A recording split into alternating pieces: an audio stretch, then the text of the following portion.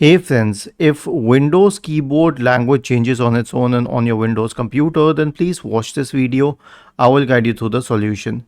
So first of all, let us address the problem. Right click on the start button and select settings from the menu. Go to the time and language tab on the list on the left hand side and select language and region in the right pane. You will notice that for every language there are four categories. One is text to speech, speech recognition, handwriting and basic typing. Okay, so there are many languages which do not recognize all of them. For example, a language may not even have the option for text to speech or speech recognition, and let us say an app demands it. Then what option does the app have to automatically change the language? But this happens automatically without your consent. Now the best you can do is that you can create a prompt such that you get a prompt whenever the language has to change. In this case, return to the time and language tab, go to typing, go to advanced keyboard setting and check this box associated with let me use a different input method for each app window.